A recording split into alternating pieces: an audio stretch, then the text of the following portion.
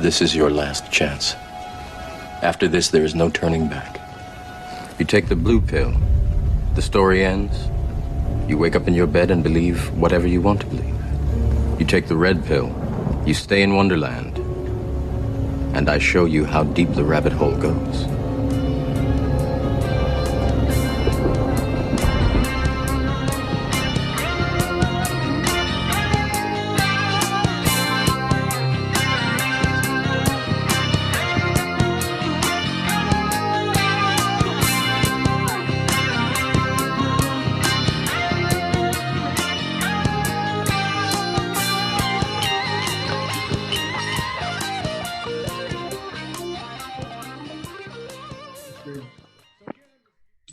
So welcome.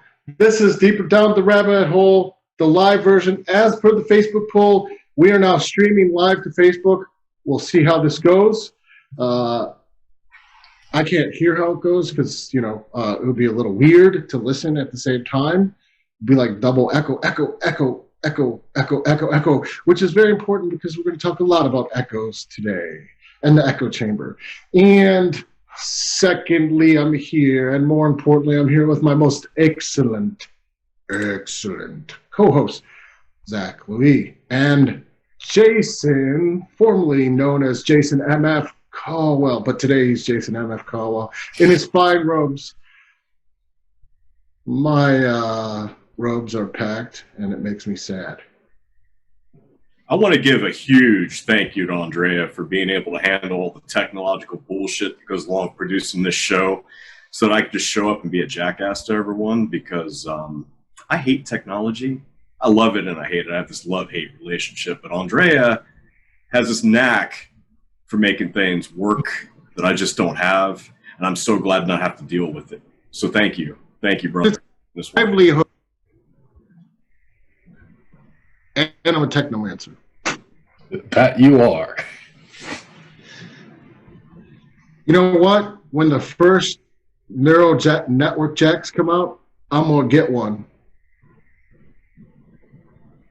No problems. I'm going to get that jack right away, jack in the internet right off the bat, because I know, like I said in our Techno Magic show, basically I fully believe that the internet is basically a proto-astral plane. And I'm very sure, based on other meditations and stuff like that, when it finally gets here into a form it should be, magic will work just fine and computers will glitch in our favors. I'm a little worried about the concept of having advertisements beamed straight into my neurological, my brain. That's why you have to learn psychic self-defense, which is also mental strengthening, really. Yeah. Speaking of mental strengthening and self-defense, today's topic, confidence, was requested by one of the sponsors. We kind of put our little own spin on it. We're going to talk about confidence, rebellion, and defiance in the COVID age.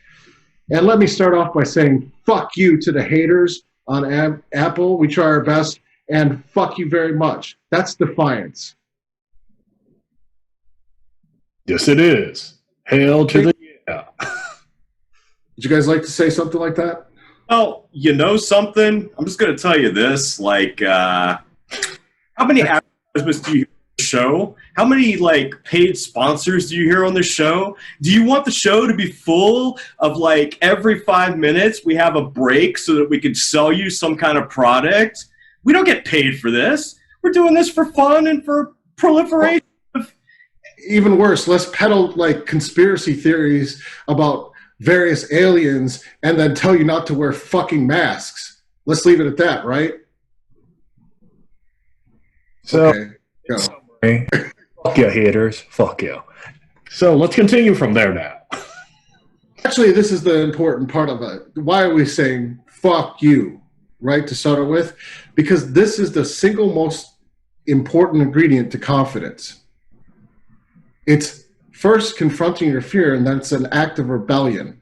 Because where are we at in COVID? And we were here before, but it's much worse now in COVID. The sides have been drawn. People arbitrarily create social divisions and create either hate or love kind of things to just basically push you into an either for or against dichotomy, which is the basis of social control. Now, we're not going to have a show about the culture wars. That's not what we're talking about.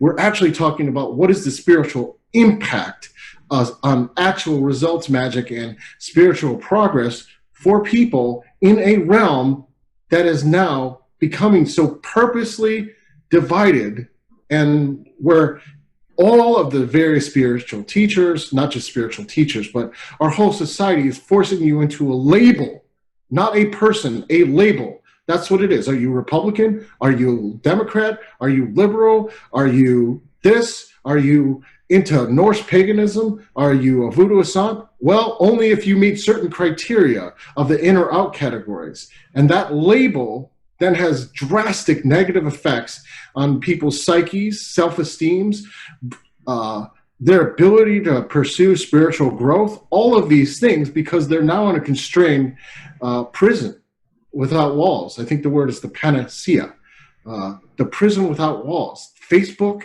Twitter, all these things have made a prison without walls. Now, we talked about that before, but now that we can't go outside and interact that as much, well, people are going outside and interacting way too much. But now that we can't do that, this has been hyper accelerated, in my humble opinion.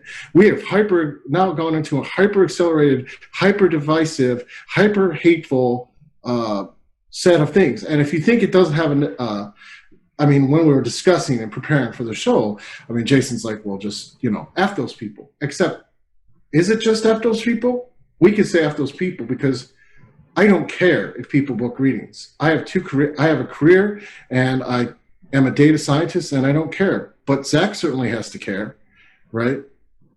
Oh, yeah. This gets into so many dynamics. Even this week, you're seeing lines get drawn even on the simplest things, like when people are like, well, Qigong versus Reiki. It's like, why is that even a debate? They're both energy work systems. It's not one's better than the other here. But there's strong divisions on that. And actually, from a purely technical point of view, when we look at Reiki versus Qigong versus Reiki's fundamental Buddhist underpinnings, you really cannot separate. And people can send me all the hate mail they want, but in its original form, you cannot really separate Reiki from Qigong, really. You can't, Reiki from non-communist Qigong, at least. It certainly has a lot of Qigong influences. Communist Qigong, we can post a whole different topic. Whoa. You're saying there's communist Qigong? Most Qigong is actually based off of communism. It's not communist per se, but the communists came in and changed and removed all the spiritual elements of Qigong to make it palatable for a exercise program for the general masses. That is literally the history of Qigong. Actually, this goes into the discussion, because this is a political force changing a whole spiritual system based on political needs. It completely changed what we think of. And by the time we got Qigong in the West, it was filtered through that lens, and then a sense of Orientalism and exotism from Qigong being that. But the original Qigong was tied to animism. It was tied to Taoist forms of animism too, and Buddhists, much more closely aligned with Buddhism, that's where literally, if we want to talk just about Qigong and Reiki, which that wasn't the intent of the show, but we can literally talk about this. Reiki could be thought of as an advanced form of Buddhist Qigong, where you're essentially doing the exercises on a continual basis of pulling from heaven, which is a literal Qigong exercise. Not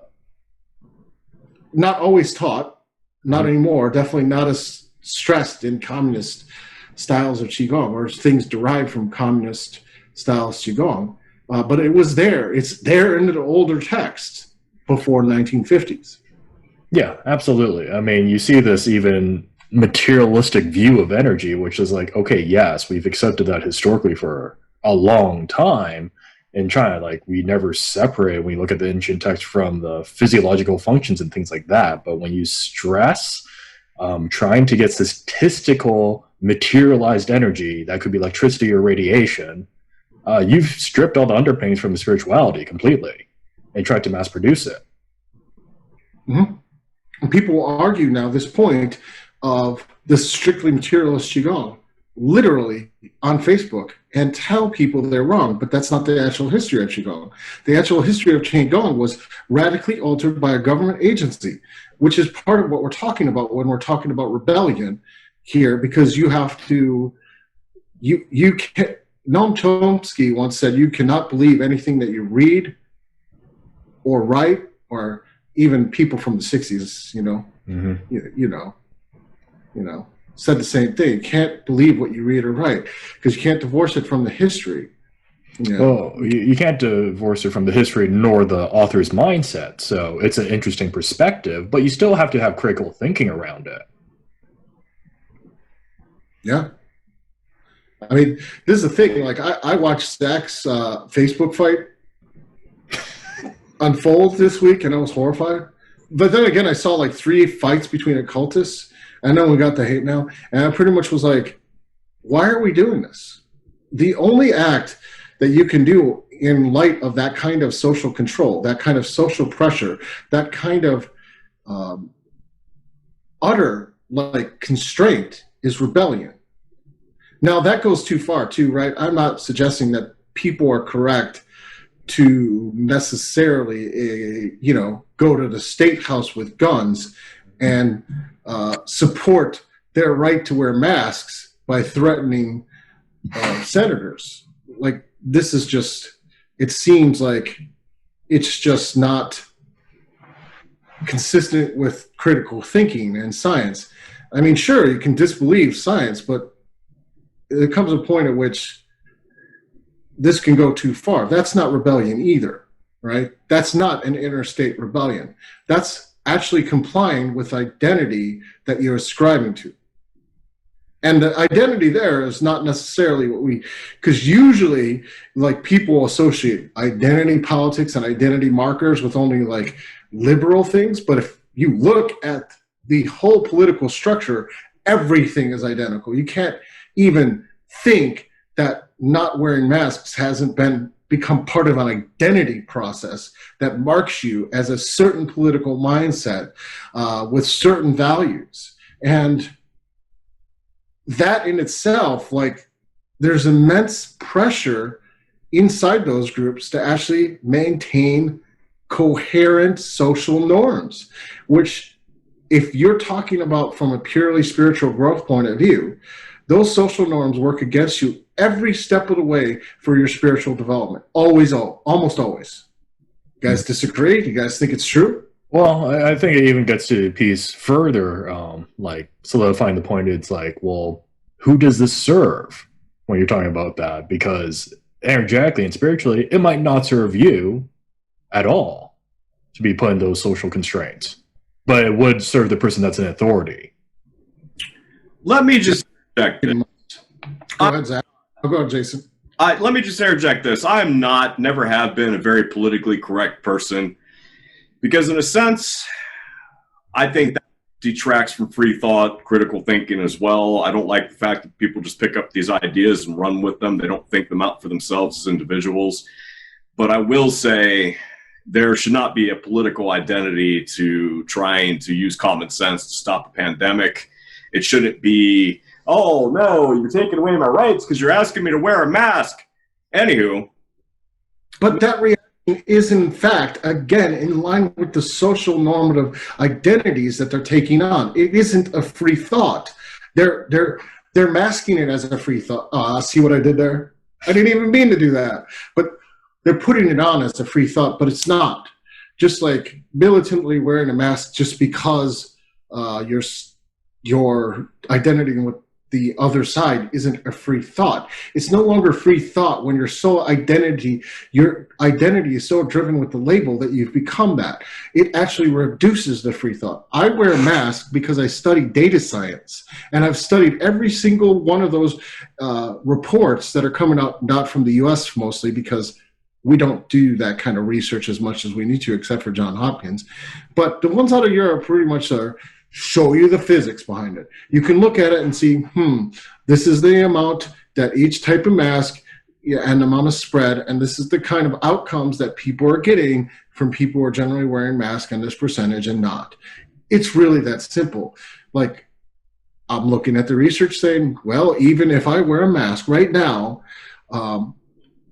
there's a less likelihood that I get a severe case of COVID. I might still get COVID, right? But it actually cuts down on the severity. They've already found that. It's not just protecting other people.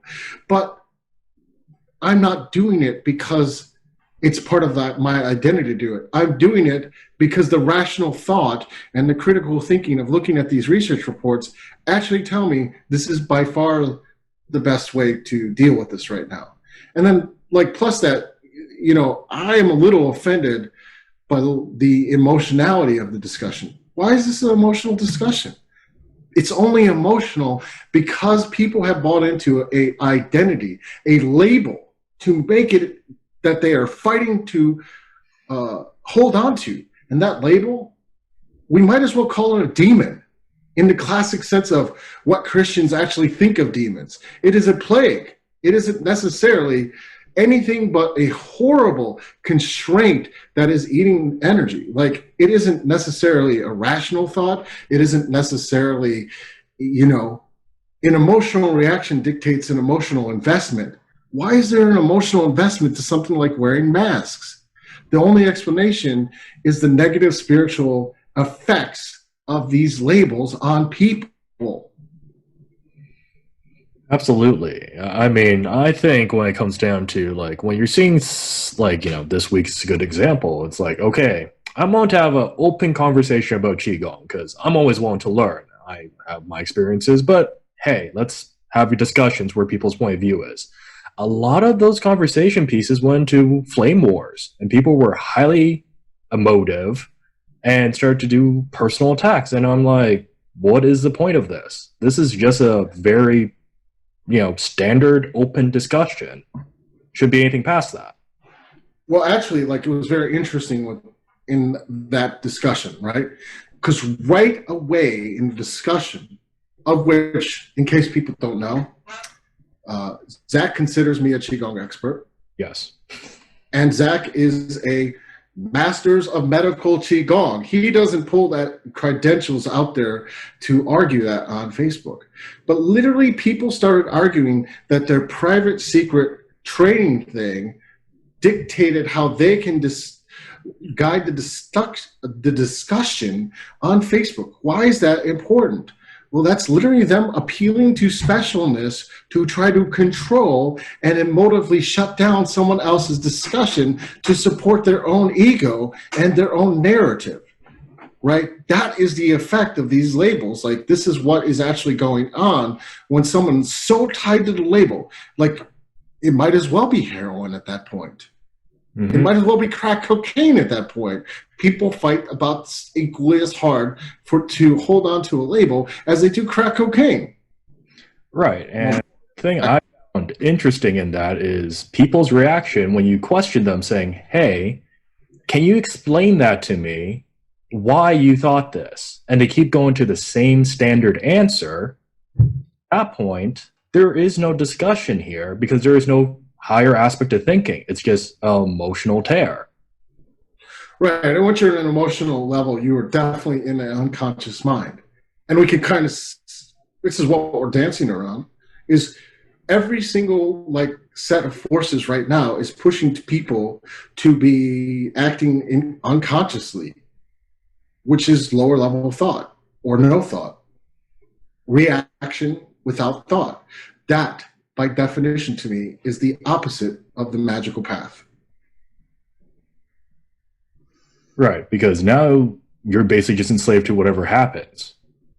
Yeah. So if things are saying jump off the bridge, most people are going to be doing it at that point because everyone's doing it. So there is actually some momentum there, and you, in Defiance, actually need to say no. I mean, Defiance is the first step of magical work in a lot of cases. Like, what are you actually defying and rebelling against is different in each case. I mean, we've all had our stories. I mean, I'll relay my story. I was rebelling against, basically, I don't know, the prison planet of the world, the crap of being homelessness, and decided that I was a magician. mean, there was a lot of things that happened back then, like, between the tornadoes, being homeless, just a lot of odd things. But each of you had equally odd things. Like, you actually were fighting against something usually when you first started magic. Maybe it was an idea. Maybe it was just a sixth sense that something was horribly wrong, that something was just not fitting with the narratives you were getting. But I think it's true, too. You both had that moment. And Jason, I kind of saw the moment when it started because it was like a slow motion train wreck from when I first met Jason. But you're already a train wreck when I met you. A slow motion train wreck. Oh yeah, it took you years, but you were already in the train wreck, like, of F Christianity, and like the narrative's wrong and everything's a lie. And it came down to the narrative not fitting my personal experience. It came down to my mentor in the Christian church was correct. He said, if you keep pursuing these paranormal experiments and you keep ghost hunting, it's going to open the doorway to the occult. And he was correct. So thank you, Mac. I appreciate it. I like where I am, though. That wasn't the end. But I will say this. Having seen the spiritual with my eyes, having heard it with my ears, having recorded it on devices over the years, even reading the biblical narratives and seeing that, wow, these people were magicians. They were having real supernatural effects to their spiritual work. And then asking questions and being told it just doesn't work that way anymore. But it does work that way. Right? This is part of it, right? If you accept the narrative, any narrative or label with the consequences of that narrative or label, you don't ask those questions. You say, okay, that's the way it is. Except what you saw actually was when you ask questions, none of these things seem to fit. They just don't. They start breaking down. I mean, we could go on and on and on about the same as people's followers, the same as the cult of personality type of stuff. It's the same across the board. It just doesn't fit. And if you don't try to promote that sort of cult of personality, that sort of labels that you're enjoining yourself to kind of be consistent with what people expect, there is punishment. And punishment is basically in a financial punishment. If you don't give people what they expect, they punish you, right? It's not a matter of just being authentic. If you're being authentic, you can build your own, like the book called The Power of the Unpopular talks about this, which I totally believe that is the only way forward. You can build your own kind of personality cult. But what happens when artists change their style of music because they want to do slightly different music? You guys know what happens. Well, right. Know? I mean, you see the drop off there. Their fans actually react negatively to them, and then they're right back at the scratch point, if not even worse. Usually worse, because their fans punish them for not meeting the expectations of what they already did. Mm-hmm. Right. So, like, for me, I can tell you I'm not going to publish another Chaos Magic book. It's been 10 years. Yeah. It's happening because I felt like I had said everything I needed to say about that subject. Right? And I don't think people really who've been following me now, because I pretty much self-destructed my whole author image multiple times on purpose just to get outside of the constraints of expectations. Yeah, I work with Shiva a little too much. That's probably what the end lesson there is. but still,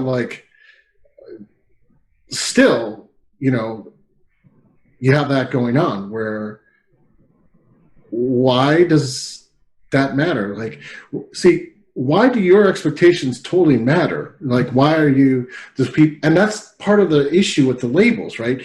People feel like they have a right to impose that upon you. It's not just a matter of, it's not just a matter of, I don't like this new work, is it? No, it's a violent reaction. It's a violent, you are going to do what I tell you. And that's the way it's going to be. And it's not a matter of, it's not a matter of preference either. It's active pressure, active negative pressure, not just what do you call it? And that's part of the polarizing impact that I believe that kind of living in the echo chambers of social media has. Like, you know, even back in the 80s and 90s, I mean, I think I might disagree with a lot of ceremonial magicians, but I'd still listen to them. You know, we're pretty cool. We hang out, you know. Goish is fun, right? You know, angels are fun. But still, like now, go ahead and say an opinion that doesn't meet one author's book or another author's book and see what happens. And what happens to noobs then, right? Like they're just trying to like mentally come to grips with these concepts, and they try to reach out and they get real hostility. Mm-hmm. Yeah, they get real hostility for asking questions, and then when they ask questions, they're met with, it's not only the active hostilities, but it's the, you need to buy into a certain idea, and the idea is right. This gets into this whole, I wouldn't say cult of personality, it's not quite that, but it's this righteousness with it also. Right, and that's why, like, one of the first things you have to, I believe you have to reject that, and it's uncomfortable to reject that, and people won't like you, and the need to be liked, and rejecting the need to be liked, it's not rejecting the need to be liked wholesale, but it's just accepting the pain that it's not going to happen. I think the Sifu, or the Sifuism has a phrase, unless you've made 1,000 enemies, you have not really lived. Yep. Except now in Facebook land and Twitter land, you can make 1,000 enemies in a day. You make 10,000, you could expedite yourself. Hardcore training. You could live 10 times in one day. The thing is, too, the other thing is what happens once people make a decision about this, because they're working mostly on unconscious levels, and then the decision's mostly unconscious. Do they change that decision? Nope. No. I mean, we see the psychology on this. It's like, you call it out, what happens? People double down because they feel threatened. And this is from an energy point of view, and from my perspective, from a spiritual point of view, this necessitates what we're talking about. This necessitates acts of rebellion on a daily process. If you want to have any happiness or any progress, you must act in defiance of that social pressure, even though it's uncomfortable, even though it's painful, even though it sucks, even though it'll tear your self-esteem apart, because eventually you'll get to the point you don't need the validation for your own self-esteem. That is a process of going through pain. It is a process of detaching yourself from the immediate gratification of that social impact, whether it's in person or social media, and then getting to the point that you are finding your own validity in your own artwork, in your own work. It doesn't necessarily have to be art. I mean art by anything you do that you're putting yourself into.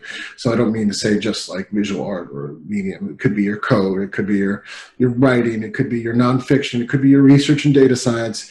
It could be Jason's like pimp robes with his bald head that looks like a classic occultist. Come on, that was good, Jason. It is. Hey, what can I say? Anton LaVey all the way! Oh, you don't actually believe that, man. I just started rhyming. I had to go with it. There you go. Okay. Yeah, I mean, I think this also gets into a piece. I mean, we've talked about this on previous shows quite a bit, but this gets into a point of, okay, there's pain and active defiance. What's the meaning you're working toward to keep working in the way you need to? It gets to it a lot, right? What is the meaning that you're trying to derive? If there's no meaning, and that's part of it. This is like, it is kind of living in the Matrix right now. A lot of times, it's like Agent Smith tells Neo, you know, I think in the second or third movie, what I'm going to take from you is what you value the most: purpose. Like these type of vampiric labels, and that's what they are when you subscribe to them, actually take away purpose. They take away meaning.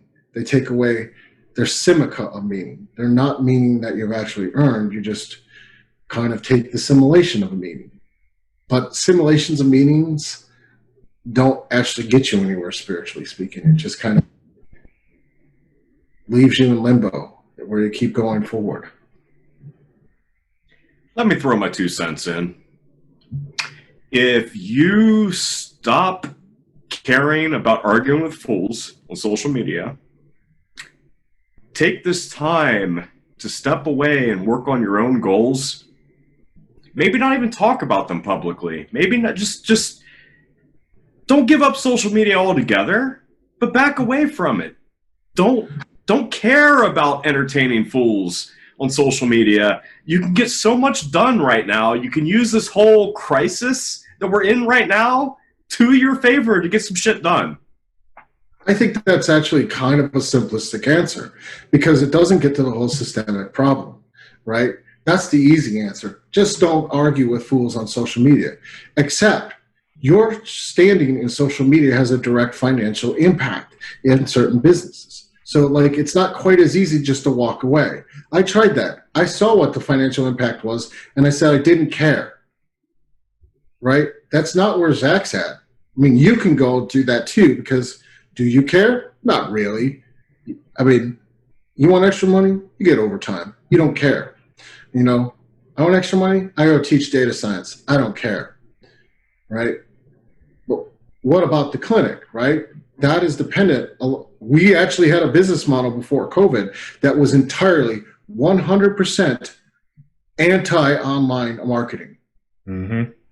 We had a business strategy that was purposely 100%, that was working, by the way, anti-online, because we were going to do everything through word of mouth, and we were actually doing both magic and strategy successfully to move in that direction. Why? Because generally speaking, when you start getting person-to-person word of mouth, you can have more authentic kind of relationships, more authentic progress. And Zach could speak about that. But that isn't the kind of growth that most businesses want, right? Like the get rich quick scheme on, creating identity and then creating a certain allure around that is the way to get profits in an easier but less stable way, in my opinion. Or at least it's employing identities like that and those kind of labels like that is one that I would choose not to do. And I think Zach can speak to this. Oh, absolutely. Do that too. Yeah, I mean, the mall we had, to put like an analogy, it's very much like your bullshit stops at the door. I don't care what your background is. The titles don't matter. What matters is you as a person with your experiences, and can you discuss them in a meaningful way and how that impacted you. That was pretty much where we're going. I mean, this goes back into almost, that the fable of how chaos magic was going about with, people meeting at pubs and just shooting the shit and just having conversations. But, in our culture, that is heretical in many ways, because at that point it says, okay, you guys are actually having an open discussion about things and not reacting, and you're checking yourselves on any reactions and taking responsibility. So, that's why we were focused on this much more on the word of mouth and in-person stuff, because anyone knows that's been to a clinic, we care about the people that go through that door. And we're like, how are you doing? And how's your week been? But with the online market, that is a very different standard, because there's just noise. But that's what I mean. I think it's, and we kind of seen this going this way for multiple years, right? It's not like this suddenly came about. It's just COVID accelerated it. That's all that happened. And it's just like COVID is, I think the first show we said it's the truth teller, but it's also the acceleration of all the patterns that we already had going on. And it's just speeding them up. What does things look like if we can't even get through a week of anything without there being conflict and emotional conflict? What does that even look like? I mean, now arguing that people should get angry either. I mean, I know rebellion usually is associated with anger. That's not what I'm saying. Right? I'm not saying get angry about it. Getting angry about it and just taking the other side isn't actually the kind of rebellion that we're speaking about. It's not the type of mental defiance we're talking about. That actually would literally just be with complying with the sets of labels. Like Ray Sherman actually wrote a book about demons, but it wasn't like goetic demons. It was like mental demons. And he's talking about poverty, for instance, and like, you know, the two every demon tends to have two horns. It's a metaphor, of course, talking about that every single issue has multiple sides that are still the same issue, right? From the person who feels like they can never get happy because they have so much money and nothing has meaning, to the person who has meaning but feels like they can't even pay rent, right? It's the same general money issues. It's different sides of this. It's not the same issue. But he would put this into a very Taoist, like these are two different sides of the same mental issue. And we can kind of see that if you're just rebelling and angrily saying, you are just putting yourself on the other side. You're still in an unconscious state. So the rebellion has to be a rebellion to step back and be uncomfortable for long periods of time. And there's increasing levels of uncomfort from, you know, when there's increasing levels of discomfort and uncertainty in the external environment. So you have to become part of the rebellion process that we're advocating is to become much more comfortable with uncertainty in every aspect, because you don't have it. I mean, you could react and try to force certainty, but it's not going to help anything. Well, right. And I think on that piece specifically, this is where like you have to step back and then you just have to analyze things in a calm way. So this is like, you know, we have a question in the chat from one of our sponsors saying like, well, how do you do good research and pointers around that? And really, this is the same thing. I would say ask why. Like when you're reading any research, ask their motivation and ask why multiple times, because that gets you screening, and then do a comparison that might be completely different to it. At that point, you have two extremes of one opinion versus another opinion, and you've asked the why questions, and then you can actually logically compare that and make your own decisions. I think the why question is always the important thing, the context question. You know, when you see authoritarian type statements being made, even in the cult, you can ask questions, well, why is it there? It's an appeal to authority. And that appeal to authority gets an emotional reaction. The people who are already bought into the personal beliefs of that particular presenter or author, right? That's what's going on. You know, it's a attempt to use emotion to get sales. It's a standard sales tactic. And this gets into what we cannot, I mean, that's not to say don't buy the material. It's to say understand what the appeal is. Be uncomfortable with this level of that people are doing that. Everyone's doing that all the time. But it's just being comfortable with saying, okay, and not necessarily so comfortable with your own thoughts either. That's the second part of the rebellion. Realize we have our own patterns. We have our own thoughts. We're going to generally seek out things that make an echo chamber. And that echo chamber generally feels good. It's very comfortable. It's very easy. And this is part of the natural reason that all this is going on. We seek out labels that we think generally identify ourselves and close to what we would like. And they're easy shortcuts. And they feel good. It feels like people are on the same page as us until we see other things that are part of the label that are attached to it that we don't agree with, but then we change our thinking to just agree with it because it's not so bad, even though we don't agree with it. Right. How many people blindly agree just because they like the camaraderie and they want to fit into a niche? Well, I mean, so now we've discussed financial pressures. that have to be resisted. And now we're getting into social pressures, the natural social tendency to bond and to become in or out of group kind of pressures, that we naturally are in or out of a group. Luckily, I'm pretty introverted, so being part of a group didn't work out for a lot of years, and that probably worked out better.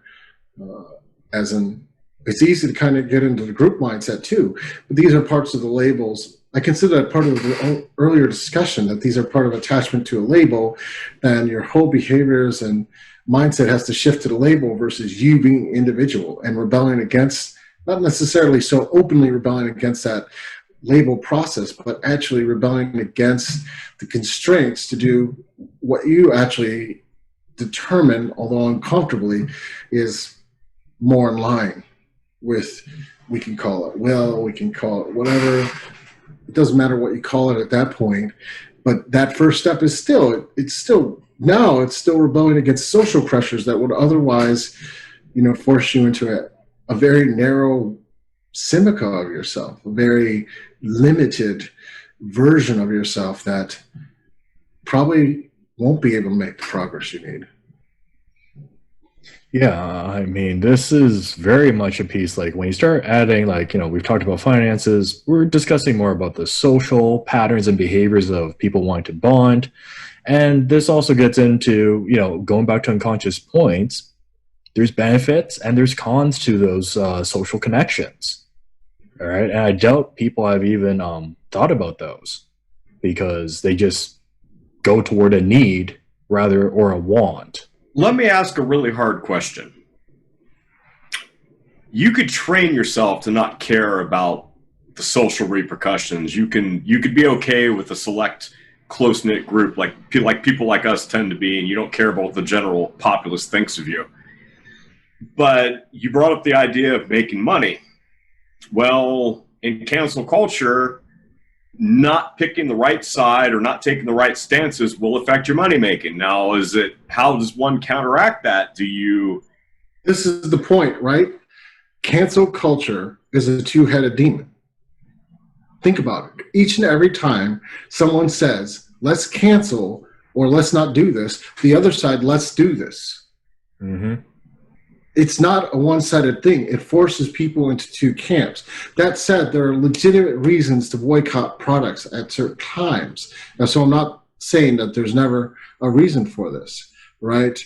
But you can see the effects of this us versus them dichotomy even in general discussions about spirituality, where it's either for this author or this one, and it's just that simple. You can see that often. Like people will put into camps, and as those voices get stronger, it's harder and harder to not go there.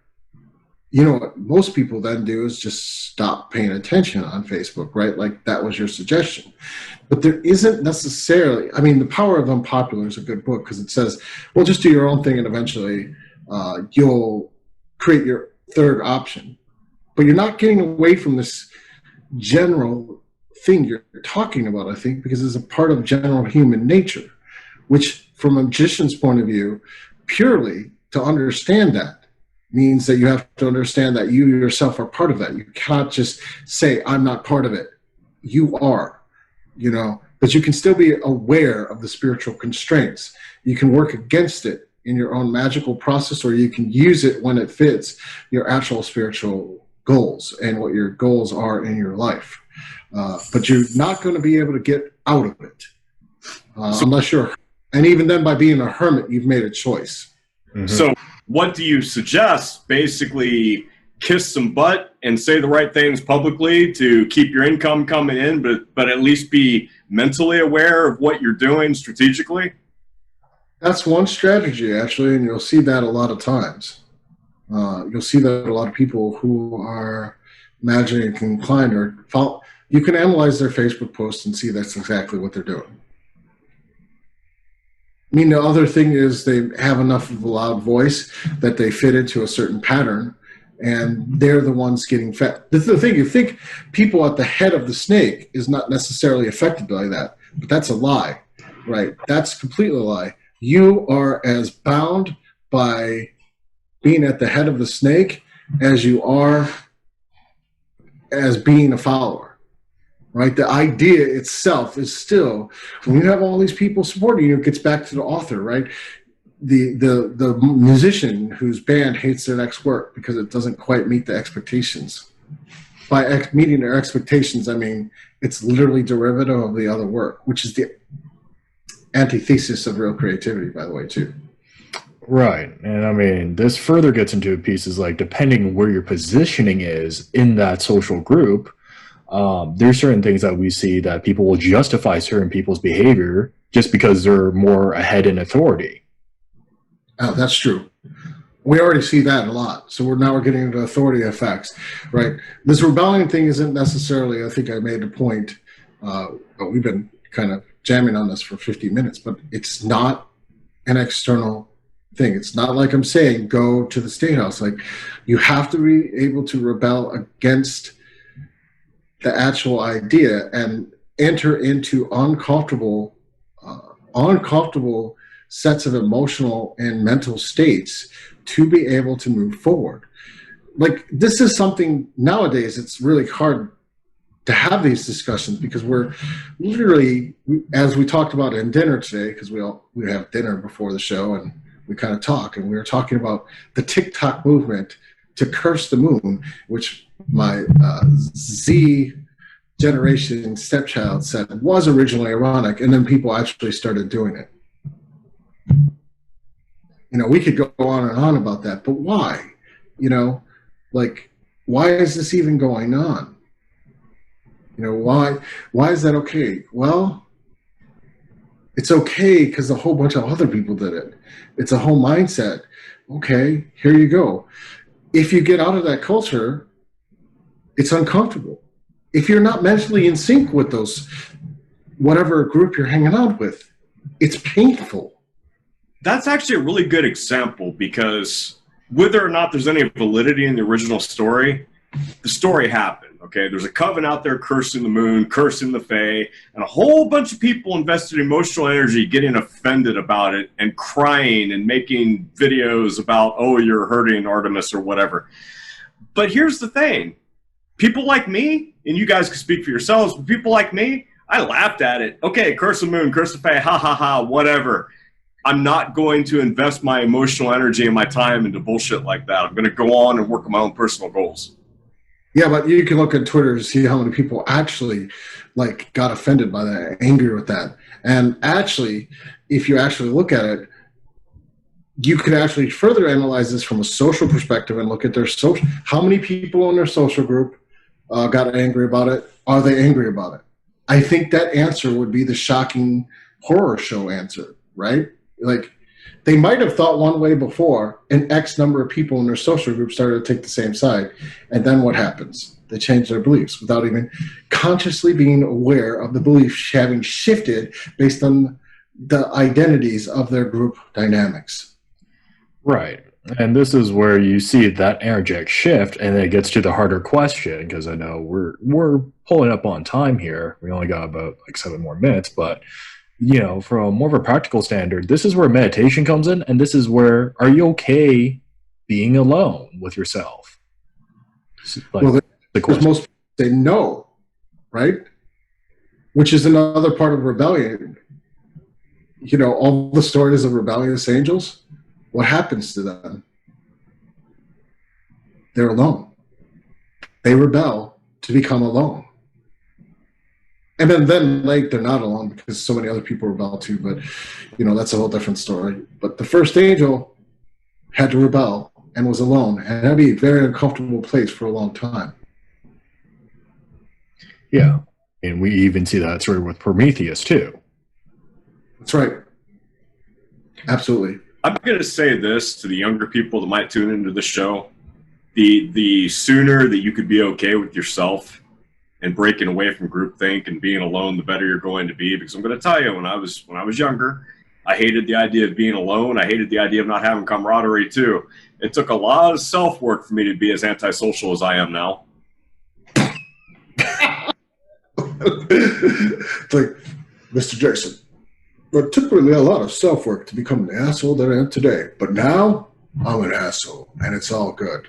And you can be one too when you grow up. Just start young. You know what?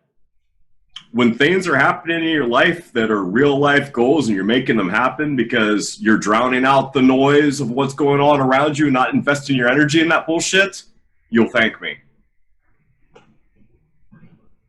I still think it's fundamentally, it's not entirely possible to drown out the noise. I think it's fundamentally possible to be okay at a conscious level with the amount of pain that uncertainty causes. I think that's more the key. And I think meditation training right now and the popular notions of meditation don't stress this. It stresses too much of feel good. And I think this is the fundamental truth of meditation. It's like, what are you really meditating for? Well, we talked about this before. You're meditating to be, well,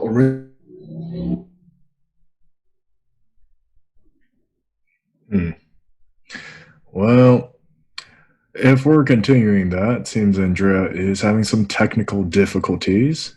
He froze up, and we just heard the drag strip here at my house that we haven't heard since 4th Street, and that's actually terrifying. Yep. All right. Drag Street, Jason Drag Street. Anyway, as I was saying, basically, it was the original purpose of meditation was actually violence and to be better at violence, particularly warfare. And people forget that is body-mind training to be more, not power through, but be able to ignore uncomfortable emotions, uncomfortable body sensations, uncomfortable mental thoughts, because thinking gets in the way of body reaction, which gets in the way of you actually being good at actual martial arts. And this is the truth also with meditation for self-growth. It's not that thinking gets in the way, but being able to withstand uncomfortable states becomes more important when you're going to start this kind of questioning and working against these kind of labels that energetically and spiritually seem to act like thought forms against your improvement, against your general spiritual progress, and in some cases against your physical progress. Right. I mean, as we're discussing this, the metaphor, we do chakra work. I don't do physical yoga. I don't claim I want to do physical yoga. But when we look at yoga's origins here, it's like, what's the definition or where it's coming from? It's talking about a yoke on your body that you're trying to break away from. So the meditation in that is you taking that fucker off because it's heavy.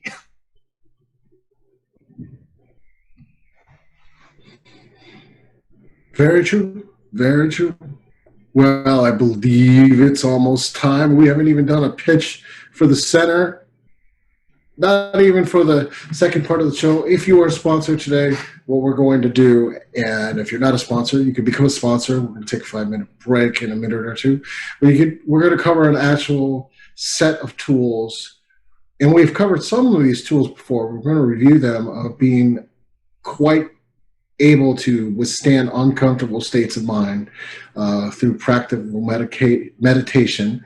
And then what we're going to do is a full meditation and path working to confront and rebel against our own inner fears and try to turn a fear into a friend in the process of meditation, which, believe it or not, when you turn a fear into a friend, it can be a very valuable advisor.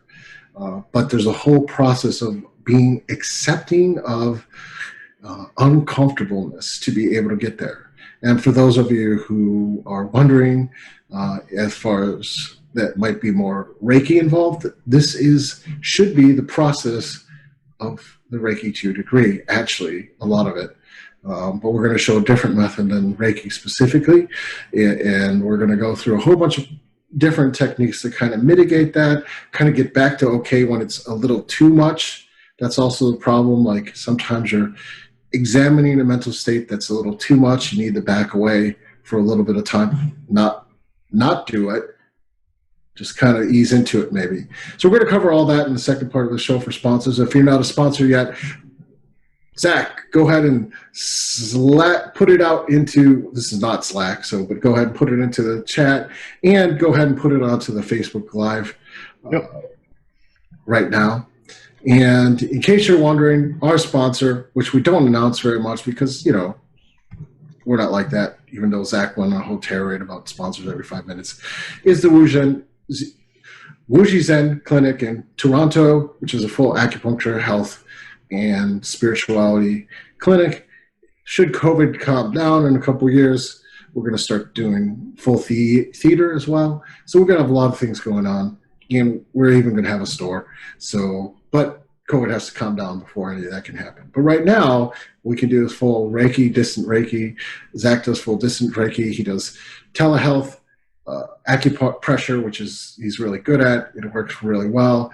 And we are doing physical acupuncture in Toronto with full PPE and all the government guidelines all the time, and make sure everyone's safe. Let me just say that we promote Zach because we believe in him and we love him. He's not paying Andrea and I to promote him at all. So no, he doesn't pay me. Well, technically, I partially own the center now, so he does pay me. Okay, they don't pay me. I love them and I believe in them. Well, I wouldn't have become an investor in the center if I didn't believe in Zach. Let's put it that way. And also, we haven't talked about the One Piece. If you guys are actually enjoying these podcasts, give us a 5-star review. And with what if you've looked at Facebook recently, anyone that does give us a 5-star review and does a screenshot with that in the comment thread is going to get actually special access to a meditation that Andrea and I are doing for our Qigong book that we're both co-writing with. Actually, the sponsors already have access to that. So if you give us a 5-star rating and you're not a sponsor, we'll give you access to the Monkey King meditation we did a few weeks ago, where we journeyed to the Monkey King's, I don't know how to say it, realm, and had an interesting experience. I won't say anything more than that. A very interesting experience that people actually reported back to me and got benefits across the board from.